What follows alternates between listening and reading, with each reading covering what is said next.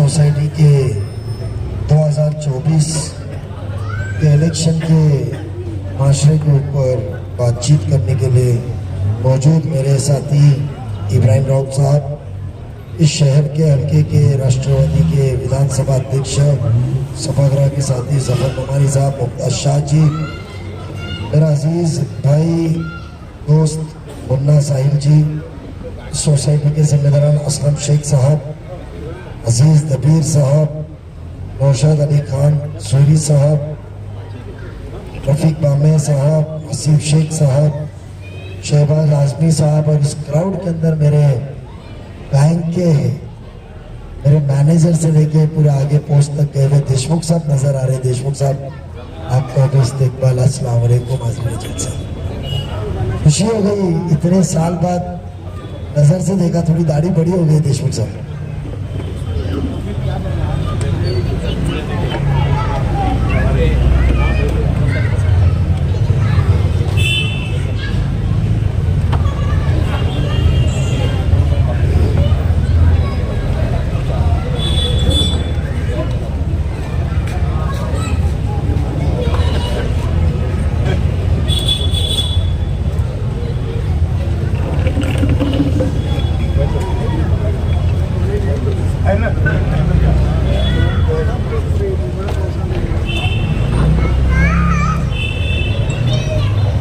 आज आपको इलेक्शन के मौजू पे, क्योंकि कहीं ना कहीं किधर ना किधर 25 साल की सियासती नुमाइंदगी की जिंदगी के अंदर आपने तो आपके कोई रिश्तेदार या दोस्त अहबाब कहीं ना कहीं मेरा ताल्लुक आया होगा काम के सिलसिले से, और आपको इतना तो यकीन है कि काम करने वाला लड़का है, काम करते रहता है। कोई कोकन बैंक के जरिए हो, दीन के जरिए हो, दुनियाई तार हो, या सियासती जिंदगी में महापालिका या कुछ काम हो। एक तो आज आपको फर्क सबसे पहले लगा कि आपको ऐसे नुमाइंदे को चुनना है जिधर बिना किसी डर के, बिना कुछ के आप एक मेमोरेंडम तो दे सकते हैं। इसके पहले इतने आपने आमदारगी के इलेक्शन में दिए, किसी ने पहले आपको पूछा कि आपके मसले क्या है? पूछा किसने? आपकी तकलीफ क्या है, डिमांड क्या है? आए, कॉलर किए 10 पुलिस, हिंदू मुस्लिम, जिहाद 30, और गाड़ी में बैठ के बाहर। अपनापन महसूस हुआ,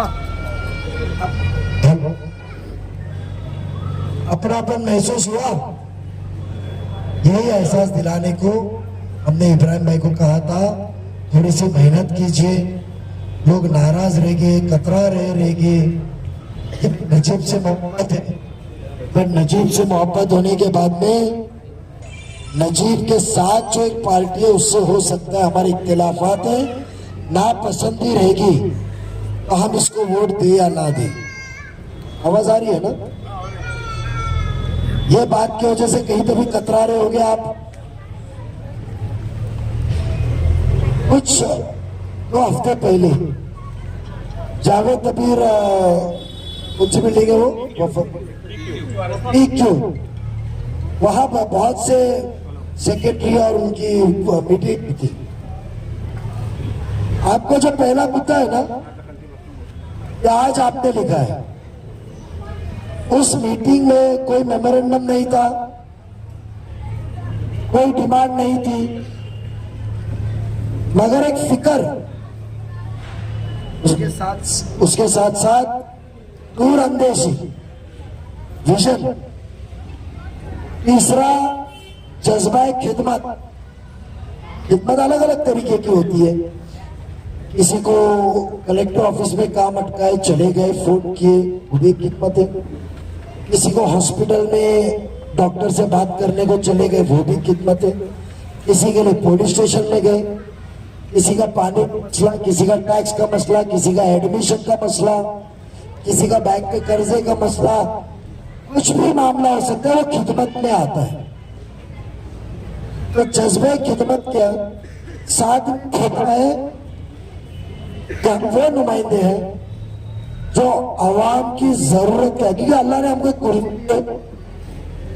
जब एक आलिम होता है जो दीन के अंदर काम करता है वो आलिम तो बन जाते हैं, मुफ्ती बन जाते हैं, फिर वो जब खिदमत में लगता है तो बड़े लोगों से उनकी मुलाकात होती है, उसके बाद में आलिमों से, मुफ्ती से, अच्छे अच्छे लोगों से मिलते, वहाँ ख्यालात एक दूसरे के सामने शेयर करते हैं और उनको उनके अंदर कुव्वत बढ़ती है, वो अच्छे से और मसले का हल करते हैं। सेम मामला हमारा है। बगैर मांगे हमने कहा था कि उस दौर का मुंब्रा में सबसे पहला नशेमंद ये वो सब तो मेरे चाचा ही थे, आर्किटेक्ट एमएच बापे साहब, आर्किटेक्ट जो थे सलाम रावल के और इनके मोहम्मद हुसैन बापे साहब। उस दौरान पे फिर एक अकॉर्ड कॉम्प्लेक्स था जो बचपन में हम जब राबोरी से कोई कौसा गांव या रिश्तेदारी में आते थे शादी में, देखिए अकॉर्ड आलिशान कॉम्प्लेक्स था। लोग मुंब्रा के उस दौरान में वफा पार्क देखने को आते थे। ये बात सच है। आज बिल्डिंग का 20 साल पुराना एलिवेशन देखो, सुल्तान मालदार, इम्तियाज पीरजादे, मुश्ताक खोत, शोएब बर्डी, इकबाल सरदार, राशिद खान, क्योंकि ये वफा के आपके सब चेक कोकन बैंक में गए थे, इनका अकाउंट कोकन बैंक में था। बराबर है ना देशमुख साहब? वफा का उस दौरान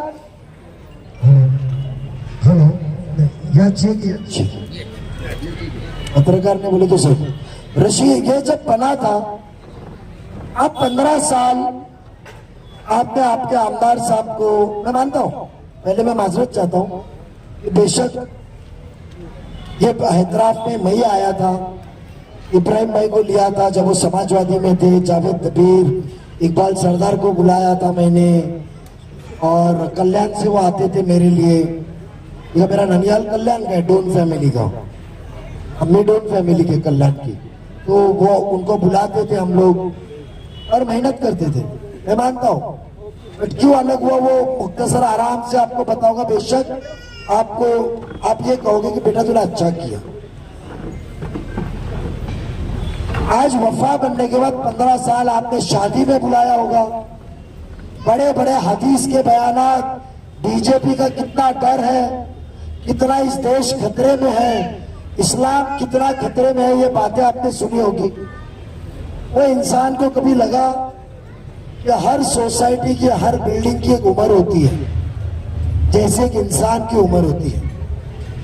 हमारी हयाती अल्लाह ताला के हाथ में, इसको 30 साल का सर्टिफिकेट इंजीनियर देता है।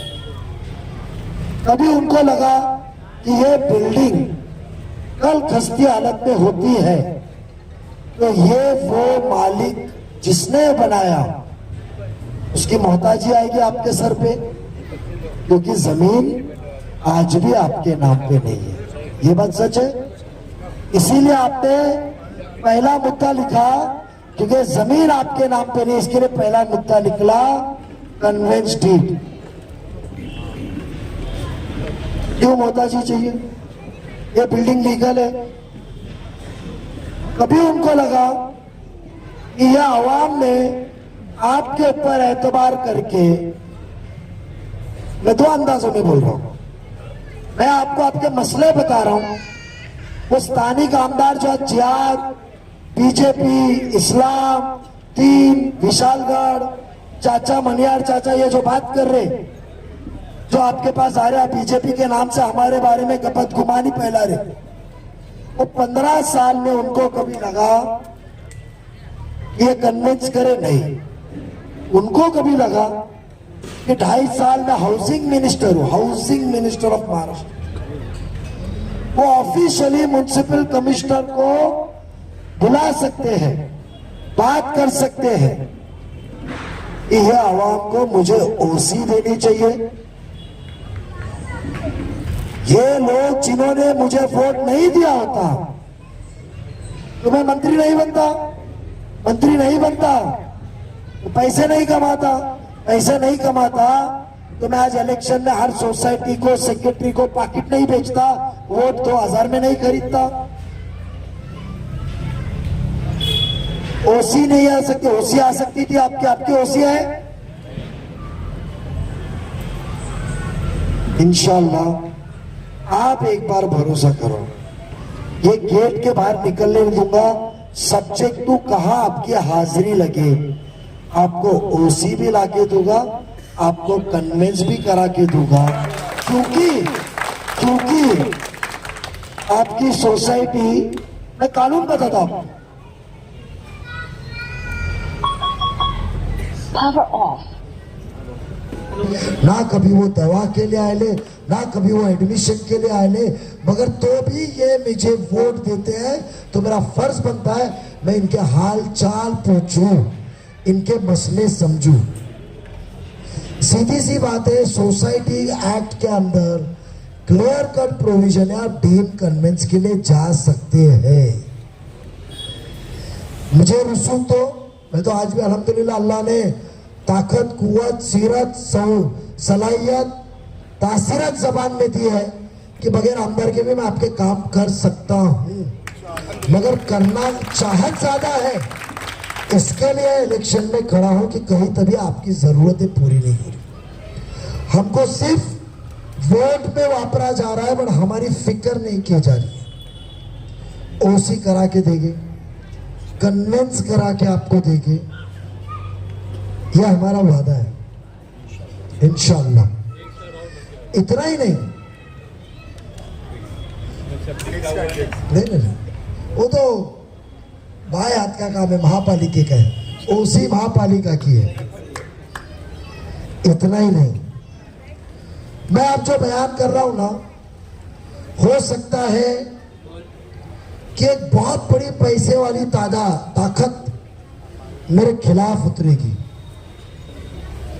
मगर अल्लाह ने जो मुझे नसीहत दी है, जो मेरा आदत है कि मैं वो ताकत के खिलाफ लड़ूंगा, क्योंकि उसके अंदर आवाम का सबसे ज्यादा फायदा है। आज आपके पास में ये कॉम्प्लेक्स लेआउट अप्रूवल है, ये एक लेआउट में अप्रूव्ड है, सिंगल बिल्डिंग नहीं है, बराबर है। अब मैं बताते जा रहा हूं, तुम्हारे भी ख्याल में नहीं आएगा कि तुम ऐसे शख्स को वोट दे रहे हैं जो डॉक्टर भी है, जिसके पास दवा भी है, जिसके पास रास्ता भी है, और अल्लाह की दी हुई कुव्वत भी है, जो घर बैठे आपके मसले हल कर दे सकता है इंशाअल्लाह। आपका लेआउट अप्रूवल है। जिस दौरान ये प्लॉट डेवलप हुआ था, इसके अंदर जमीन का 25% आपको गार्डन देना है, प्लेग्राउंड उसमें बनाना है, ओपन स्पेस देना है, ये कंपलसरी लिखा हुआ है। ये बात मानते है आपके ताबे में? किधर बची हुई जगह पे इलीगल बिल्डिंग बन रही है? बताइए, आपने 15 साल ऐसे शख्स को जीत के दिया जिसके दरवाजा तो है ही नहीं, क्योंकि उसके ऑफिस ही नहीं है यहाँ उनकी। मेरे इंतजार में बताऊंगा तो आप फुर्सत में बताऊंगा कि आज तनकीद कर रहे थे, इतने साल कहा था, मैं बताऊंगा सीरे में इंशाल्लाह कि 15 साल में ऑफिस नहीं है कि सेक्रेटरी या मेंबर उठ के जाए कि हमारे सेक्रेटरी का फर्ज है और ये लेआउट के अंदर इलीगल बिल्डिंग बन रही है, ये पैसे कमा के हमारे हक की खुली जगह पे देके जा रहे हैं, इसको रोको। है कोई जगह? आपने उस दौर में जो फ्लैट खरीदा रहेगा, पूरे मुमरा में सबसे महंगा खरीदा रहेगा, दबीर साहब बरोबर कि नहीं? खरीदा रहेगा, तो क्या आपका हक नहीं है? क्या आप आपके हक के लिए लड़े, मांगे? कोई ऐसा आदमी है जो बोले हम आपके लेआउट के अप्रूवल के प्लान्स निकाल दिए, मुझे वक्त नहीं मिला? ये टैक्स का मामला है, बेशक मैं जानता हूं, इसमें टप्पे टप्पे में बिल्डिंग बनी है। हाँ, ये 8वां 9वां 10वां माला बाद में बना है, इसके लिए रेट बाद में अलग आया होगा। मैं आपको बोल रहा हूं ना, क्यों? क्या जो उसका रेट होता है, रेट बदलता है। इंशाल्लाह इसके ऊपर भी क्या कर सकते मैं बताऊंगा। बट सबसे पहले आज ये बिल्डिंग मेरे ख्याल से तकरीबन 2000 साल में बनी है, 95 में बनी है। आप सोचिए, 95 ओसी 97 की है।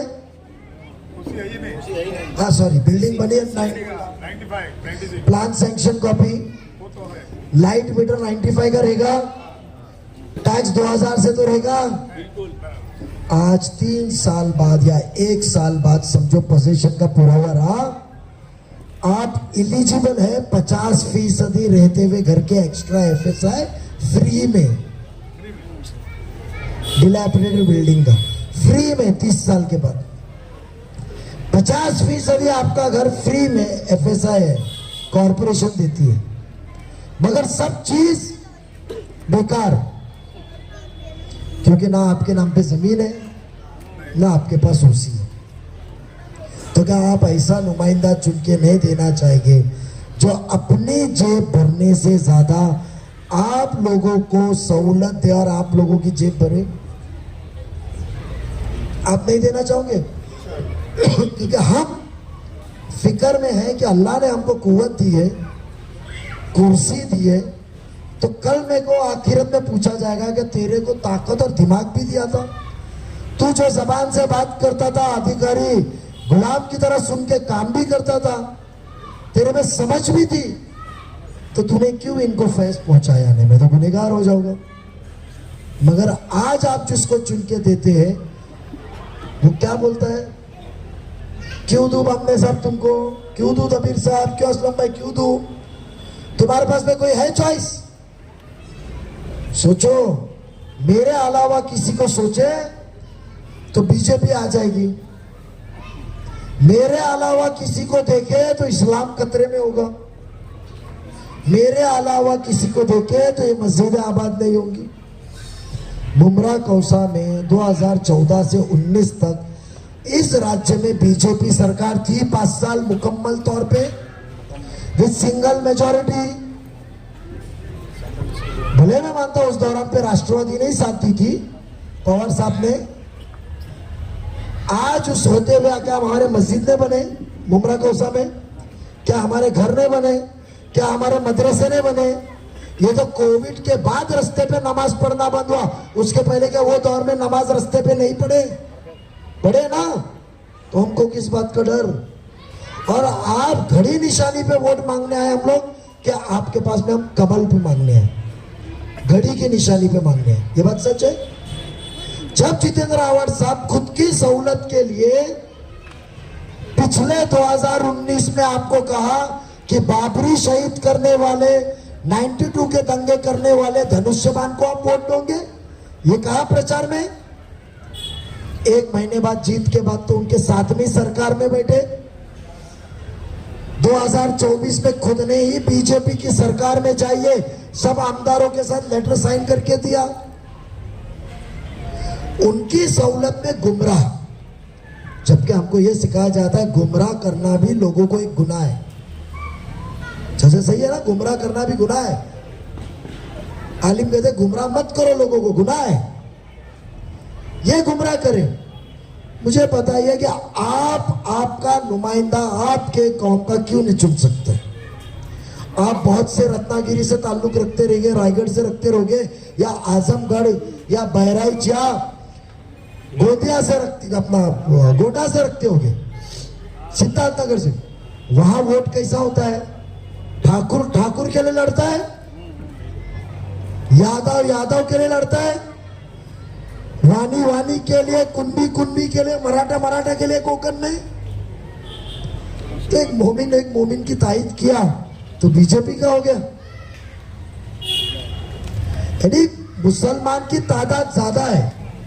हमने 2 साल पहले सब्जेक्ट गए थे भाईजान, क्या मांगे थे कि हमारे पास 52% है, सिंधुदुर्ग से लेकर पालघर तक, पालघर से लेकर नासिक, नगर, पूना, सोलापुर, कोल्हापुर, सांगली, सातारा, नांदेड़, उस्मानाबाद, ये सब जिलों में एक मुसलमान आप हसन मुशर्रफ को देते हो, वो भी गैर पसंद करते, हमारे हिंदू भाई लोग पसंद करते। इसके लिए हमारी एक ही वाइट सीट है जिधर बंबई छोड़ के 50% ज्यादा मुसलमान है। जब मराठा अपने हक के लिए लड़ता है, कुंभी अपने हक के लिए लड़ता है, यादव अपने हक के लिए लड़ता है, हमारे में तो ये तबका नहीं है, हम तो मोमिन तो एक है, ये हमको सिखाया गया इस्लाम में। तो हम हमारे लिए सीट मांगे तो कोई गुनाह किए? और जब आप मैंने पवार साहब को कहा, पवार साहब के बीच में जब पार्टी टूटी नहीं थी मार्च महीना 2023 में कि साहब हम क्यों ना, मुझे मत दो, मशाल चिंगारी मैं चलाया हूं हक के लिए, मुझे मत दो, कोई तो भी मोमिन को दो। और आपके अवार्ड साहब को बोलो कि आप इतनी बड़ी बातें करते हैं, आप इतने महाराष्ट्र के नेता है, वो मुसलमान को कलवा से आप वोट दिलाओ और उसको जिताओ। भले सैयद अली भाई साहब को दो आप। जब हमारे को हमारे हक की, हमारे हिस्से की जरूरत है तो सेक्युलर नाम का एक शख्स आ जाता है, कम तादाद में तो पूछना ही मत। तो हमने सिर्फ वोट देने का ठेका लिए, हमने क्या सिर्फ वोट देने का ठेका लिए, हमने क्या मोहताजी का ठेका लिए क्या दूसरे के दरवाजे पे जाए। आज अपने कौम के लोग हैं, अपने इसके लिए सोच के आया ना मैं इनका काम क्या कर सकता हूं। ये गुर्मी को तोड़ना, आप महाराष्ट्र के अंदर इतिहास बनाने वाले, आप नजीब मुल्ला को जिता के पूरे महाराष्ट्र में एक रास्ता बताओगे कि जहां छोटे मोहल्ले हो, बड़े गांव हो, छोटे गांव हो, जहां हमारे मोमिन माइनॉरिटी के लोग हैं, उनके वोट दूसरी जगह जा सकते हैं, बशर्त आप काम करो, हमारी खिदमत करो, गुरूर और तकब्बुर से दूर रहो। आप हमको टेक फॉर ग्रांटेड मत लो। 2 दिन पहले एक मिल्लत टाइम्स करके कासमी, तबरेज कासमी ना, दिल्ली के शम्स तबरेज कासमी साहब का इंटरव्यू था मौलाना सज्जाद नोमानी साहब के। उसमें उन्होंने क्या कहा, मायूसी है, इन्होंने हमें टेक फॉर ग्रांटेड लिया है। किसने? महाविकास आघाड़ी सेक्युलर फोर्स ने ये कहा कि हमने 25 सीट मुसलमानों की मांगी थी, जहां में 31 खासदार, 200 सीट के खासदार हमने जब चुन के दिया दिल्ली में, मुसलमान के इत्तेहाद पे, सेक्युलर के इत्तेहाद पे हमने चुन के दिया, पूरे 288 में 25 मांगे, 10% भी नहीं। तो आपने हमको डिनाई किया। एक सीट दिया शरद पवार साहब ने, उलेमाओं की मीटिंग लेते, और वो अजित पवार जिसने चिल्ला चिल्ला के कहा कि मैंने मेरे सेक्युलर शाह फुले अंबेडकर को कॉम्प्रोमाइज नहीं किया, मैं बीजेपी की सरकार में गया, अजित पवार ने कहा तो मेरी शर्त यह थी कि जब तक अजित पवार कैबिनेट में रहेगा मुसलमानों को महफूज रखेगा और आवाज उठाएगा। ये कहा, उसने 8 सीट दी, 6 थी मैं नहीं सब, 6 सीट दी, जिसकी औरत को भी मुसलमानों ने वोट नहीं दिया क्योंकि वो माहौल अलग था। 6 सीट दी, इतना ही नहीं, 2 आमदार की थी 14 अक्टूबर आचार संहिता लगने के पहले, 2 ही सीट मिली, 3 बीजेपी ने ली, 2 शिवसेना मिली। वो तो एमएलसी है, उसमें तो आप लोगों की वोट की जरूरत नहीं है। बट उसने कहा कि महाराष्ट्र 1971-61 जब से महाराष्ट्र तामीर हुआ है, पहली बार ऐसा दिन है कि विधान परिषद में एक भी मुसलमान एमएलसी आमदार नहीं है। क्यों कांग्रेस नहीं देने सकती थी? क्यों शरद पवार साहब नहीं दे सकते थे? क्यों शिवसेना दे नहीं सकती थी? बीजेपी और दूसरी शिवसेना छोड़ दो, आप दे सकते थे ना। उसने कहा पहला ऐसा दिन है, 3 महीने हो चुके, एक भी मुसलमान नहीं है, ये कौम को आवाज की जरूरत है, मजबूत करने की जरूरत है। सोचो वो इंसान को सिर्फ 2 सीट मिली है 7 में से, उसमें तुम्हारी वोट की भी जरूरत नहीं है। 3 महीना पहले खासदार की में आपके वोट से धोखा खाया है वो इंसान, तो भी उसने कहा वो वोट दे या ना दे, मैंने कसम खाया था मैं इनको ताकत दूंगा। 1 सीट माजी महापौर सांगली, मिरज, कुपवाड़ा के इद्रिस नाइकवाड़ी को दी। एक मास्टर का बेटा, एक टीचर का बेटा महापौर था, उनको मैं मिलाया था, महाराष्ट्र के सदर बनाया न्यू बॉम्बे पर। मेरे को पूछे बाबा सिद्दीकी साहब को देना था, इंतकाल हुआ। सोचो बाबा सिद्दीकी साहब को देने का था, इंतकाल हुआ है, शनिचर को इंतकाल हुआ, पीर को कैबिनेट में वो आमदार होने वाले थे।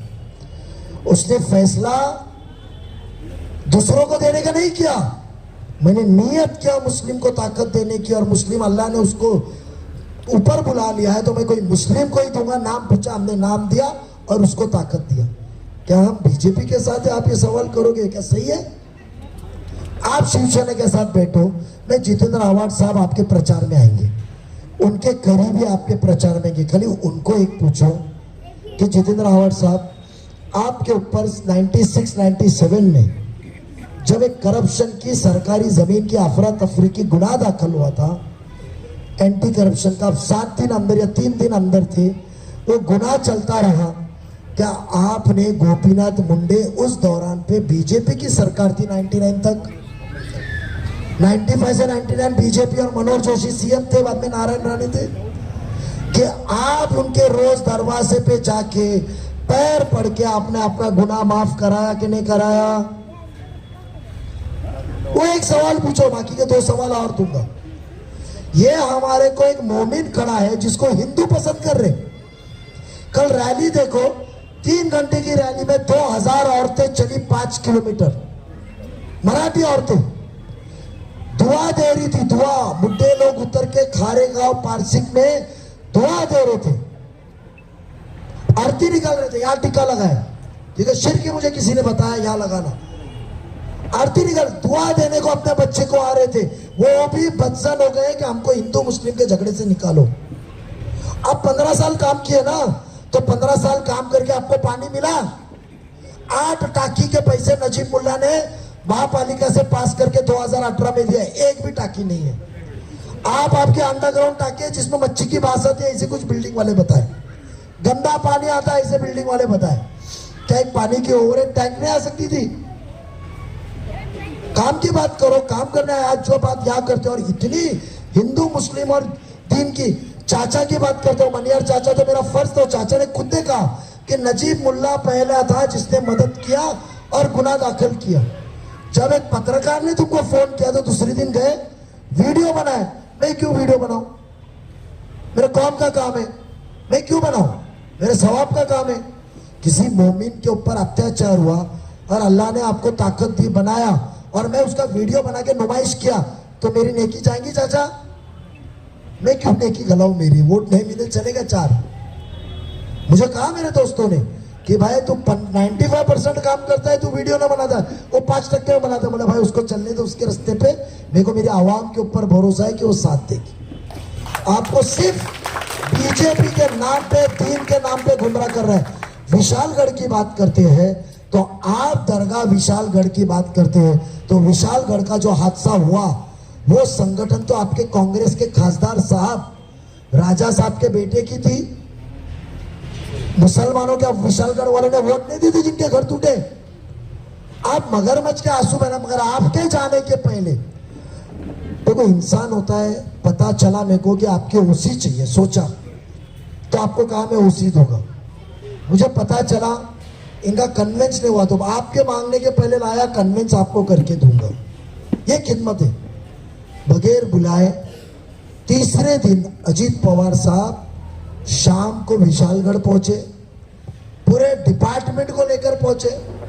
पुलिस डिपार्टमेंट कलेक्टर को कहा जिसकी गाड़ी टूटी है, घर टूटा है, कांच टूटी है, मोटरसाइकिल टूटी है, मस्जिद का जो टूटा है, सबका पंचनामा करो। उसका नुकसान आया वो गांव का 2,43,00,000 रुपए। गरीब लोग थे। ताबड़तोड़ सरकार से 4 दिन के अंदर उनको मुआवजा दिलाया। किधर पेपर में पढ़े? खाली उस दिन का न्यूज निकालो, अजीत पवार ने खड़े जाके वो आवाम को पूछो। तो हमारी सीरत अच्छी है, सलाहियत अच्छी है। आपके रिश्तेदार पनवेल में होंगे, पनवेल गांव में मुकीद काजी साहब, पटेल साहब, नवीद पटेल, और उनको पूछोगे नजीब मुल्ला और अजीत पवार ने कैसे वो मोहल्ले की मदद के, जबकि वहां आमदार तो प्रशांत ठाकुर था।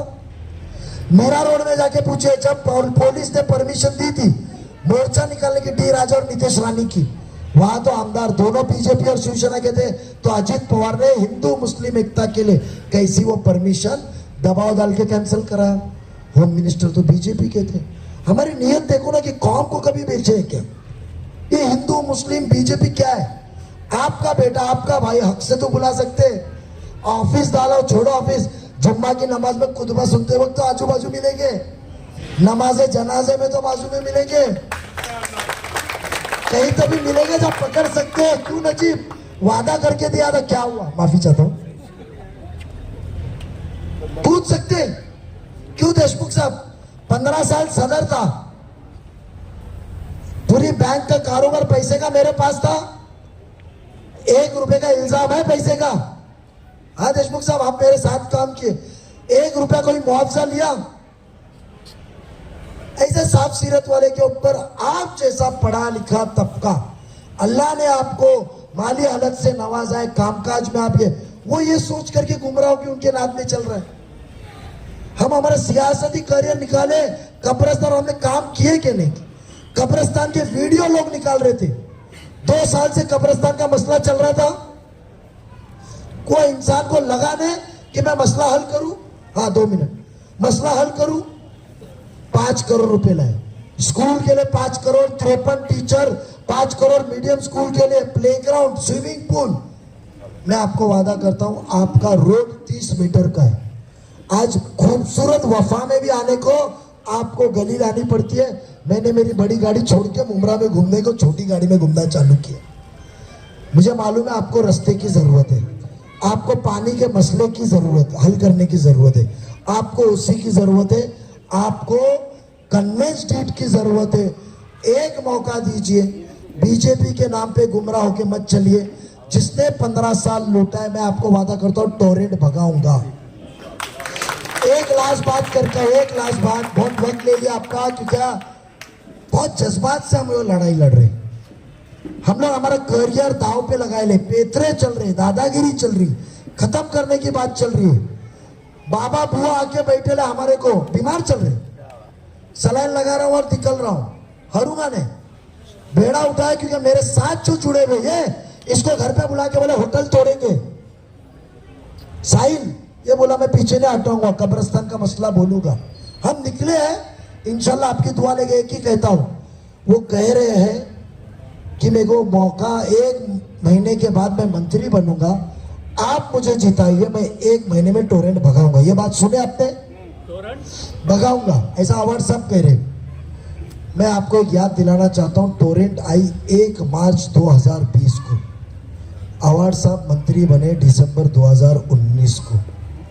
टोरेंट चार्ज लेने के पहले 3 महीने उनके पास थे, और उसके बाद आपके वोटों के कर्ज के तौर पे अल्लाह ने उनको 2.5 साल कैबिनेट मंत्री ऑफ हिंदुस्तान का सबसे पावरफुल स्टेट का मिनिस्टर बनाया। कैबिनेट 2.5 साल थे, जब भी उनको लगा ने टोरेंट भगाना।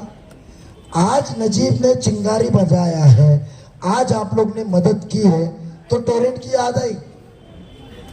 ऐसे झूठे इंसान को आप फिर से गुमराह के वोट देना चाहेंगे कि आपके बेटे, आपको भाई को, घड़ी को वोट देना चाहेंगे? ये फैसला आपका।